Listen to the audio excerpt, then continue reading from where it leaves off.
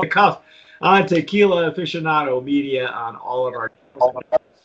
I'm Mike Morales here in Southern California. That young man out there is Jim Johnston in Youngstown, Ohio. Jim and I, as we have come together more often now than before, we're going to do some RTDs. That's called ready to drink. If you're not familiar with the trend, folks, these are the cocktails that saved us during COVID, supposedly. This one is fairly new, coming out of Dallas.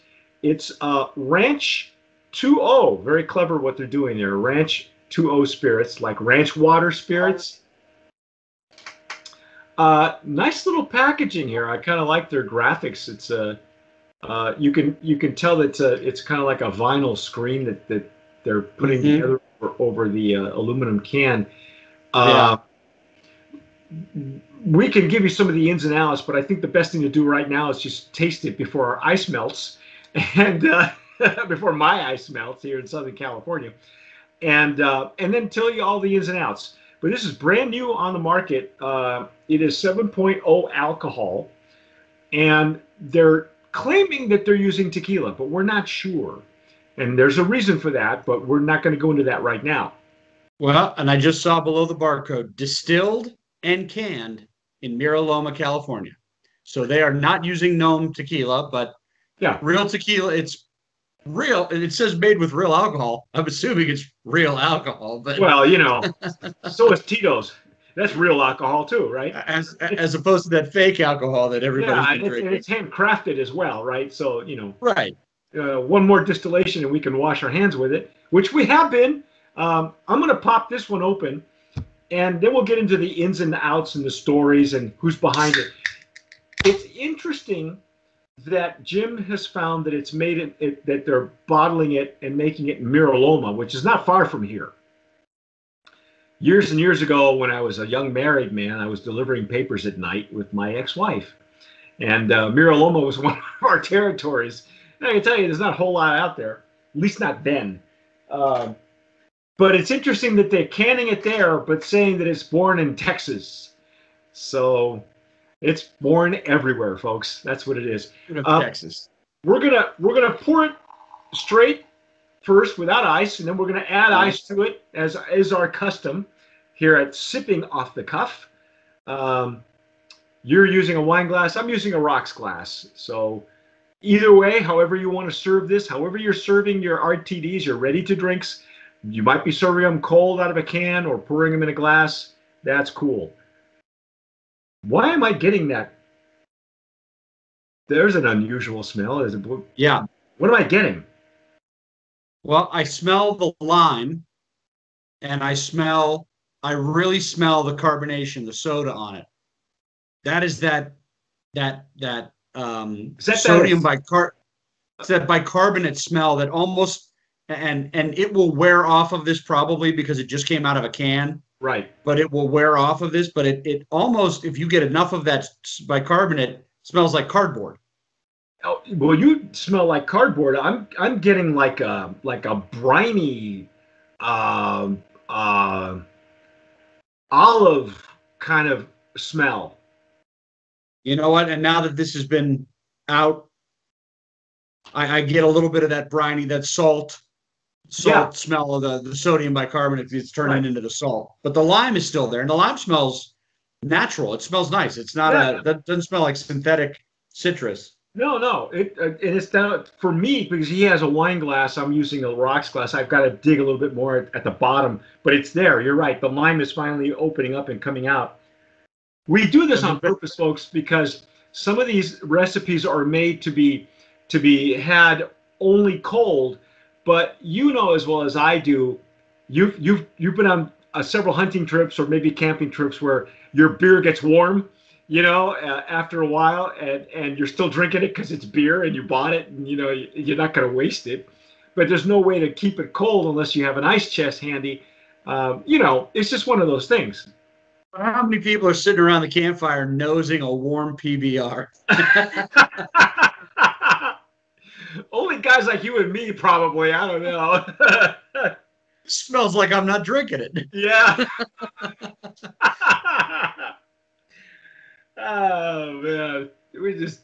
you and I better never go camping together. We'll never. Yeah, right. I feel like we packed nothing but the bar cart. That's Yeah, all. that's it. That's it. Hey, there's a bear. Well, so what? Ask him if he wants a drink. Yeah, ask him if he wants a drink. I tell you what, I will say this: we've had some ready to drinks where the smell, the nose on them does have a little synthetic because of the way the flavors are built, or because the soda water smells very like it just came out of a gun. Right. I can smell the lime on this, and the lime to me smells natural. It doesn't smell synthetic. There's a little bit of the soda, the carbonation that comes through, and that could be a little off-putting to somebody at first, but it's completely dissipated now that this has been in a glass for a couple minutes. Yeah, now that it's really just gotten into the lime and salt. Yeah, now that it's opening up, it's the lime is really pleasant. You're right. It smells as real as it's actually got a great nose to it once you get past the initial carbonation, which is going to happen, and you probably don't get that if it's cold or on ice. You're not going to get the gases from the carbonation. But I like digging into it. Before. Sometimes the quality of the drink isn't so much when it's cold. It's in the not cold duality. RTDs are interesting because we're probably the only ones that are dissecting RTDs, even though they're very prevalent now. Everybody's got one. Everybody's slapping a label on their tequila and coming out because it's a viable market. It's a burgeoning market. And I like how this smells. I got to tell you, I know there's a lot of smells like smoke and mirrors, a lot of story behind it, but there's some substance here. Let's dive in. Let's dive in without ice first. See what we got.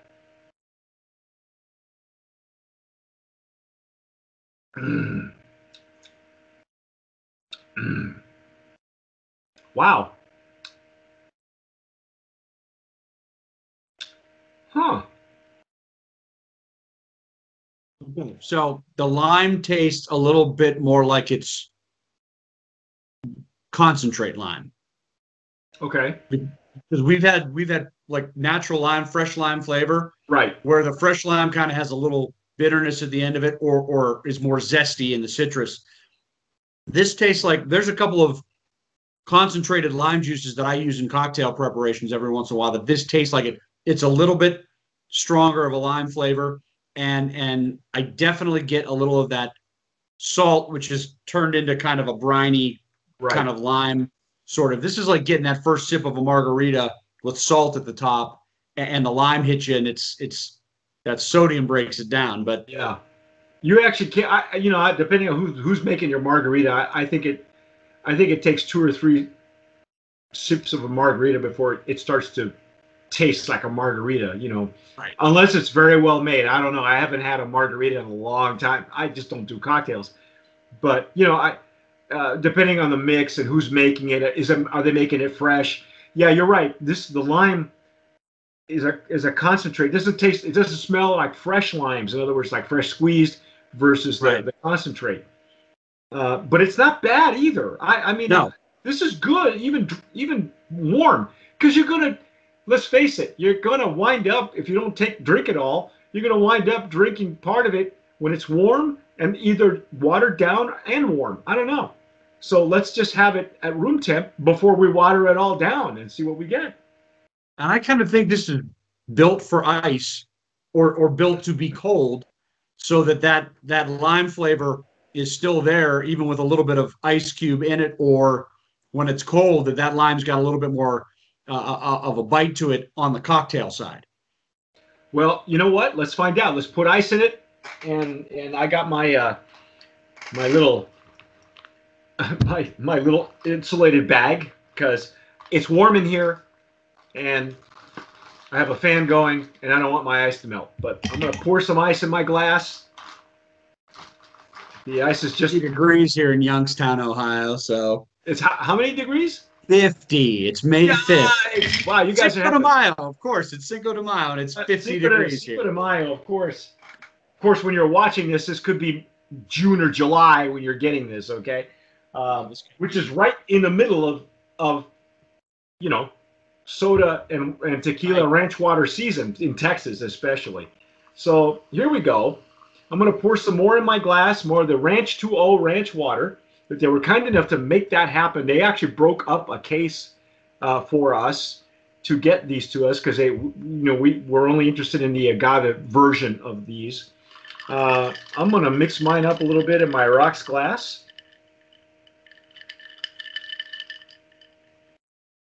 And see how refreshing that is. It's getting colder while we do it. Nose hasn't changed much. No. Muted, but it hasn't changed much. No, it's a muted nose, but I probably should make these ice cubes without using tap water, but hey, what the hell? You got to replicate what most people are going to find themselves doing when they throw this in the cooler and go on out. You're gonna buy bags of ice, from the liquor store or from your supermarket. So, and that's usually filtered, purified water. So, right. All right. Well, the nose isn't that inviting. I remember having Azulana, which I really enjoyed the nose on that one, even dry or cold. And I can tell you the other one that I haven't done with you, but I did with Alex, was Volley. Volley's excellent. And a great nose with or without the. I think the ingredients make a whole lot more difference as well. If you're using the natural ingredients like Azulana or like Volley was using, you're going to get that. It's going to come through even when it's not iced.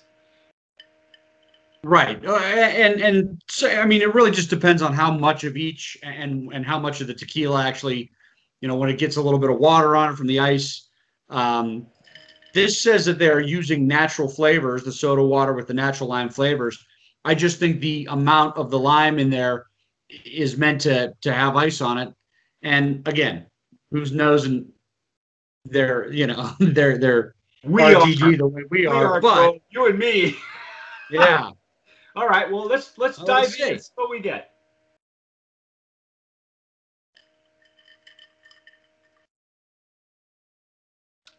Oh. See, I think this was built to stand up to ice. Much better with the ice, for sure. Yeah.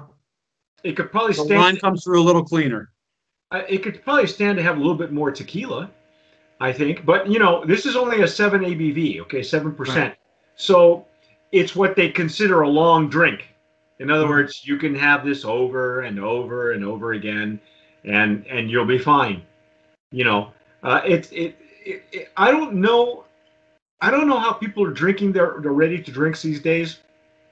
I don't know if they're doing it like, eventually they may get smart and do it like, when you order a margarita at a chain store, you order a margarita with a shot on the side. I wonder if you do that with ranch water or with Palomas, where you take unless you're using a great tequila, for instance, but if you're using an RTD, do you order do you have any tequila? Can I get a shot on the side? Right. To pour it in there. Would you do something like that? I guess you probably would, huh? And I'm going to say I'm not going to be the person that reaches for an RTD 95% of the time. But if I were at a beach and this was what we had, because you can't bring glass bottles and a whole bar setup, this would absolutely be good all day long if you're going to have a few of them throughout the day on a hot day. But if you're going to sit and actually sip on this as a cocktail or before dinner beverage, you could add a shot of tequila to this, and that lime is still there. And I think that would just boost the cocktailness of this. But otherwise, this would sip like a light beer throughout the day if it's cold and nice. It's kind of like having a Zima. Remember Zima? Zima.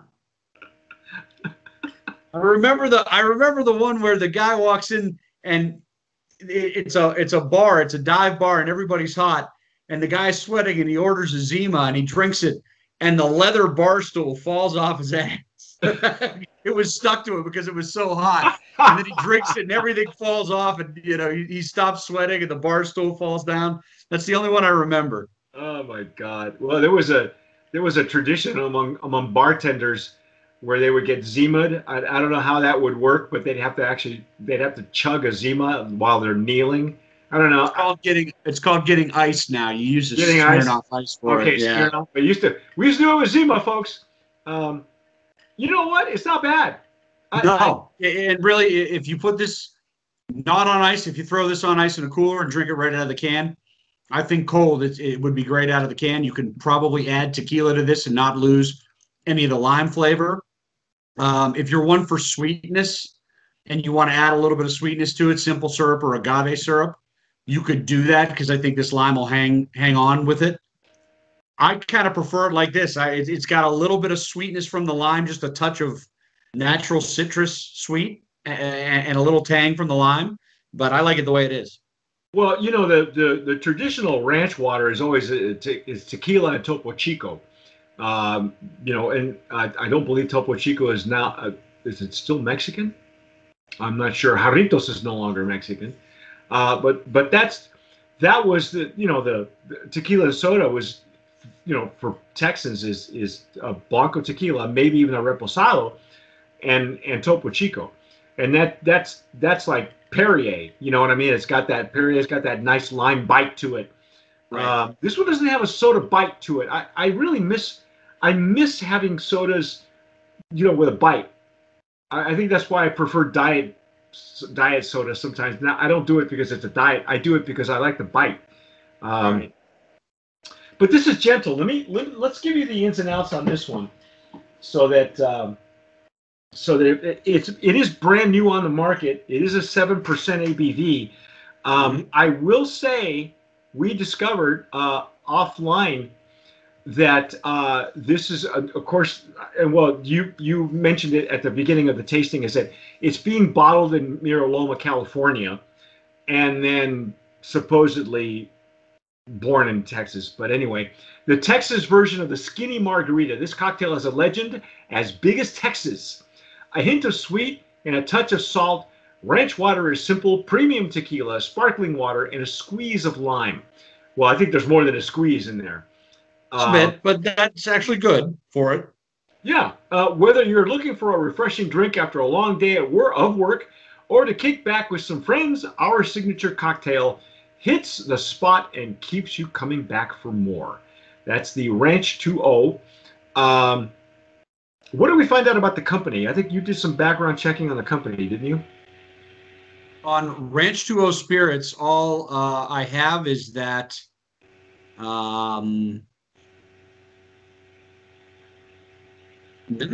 not much about them. They were launched in 2020 by a native Texan, by a female. It's a women-owned company, and she's had some experience in the beverage industry, but has started her own brand, and this is it. So it's a recent launch. It is won some awards at the Proof Awards in 2020, and that's really it. Yeah, it says brand. Her name is Amelia Lettieri. I hope I'm pronouncing that correctly.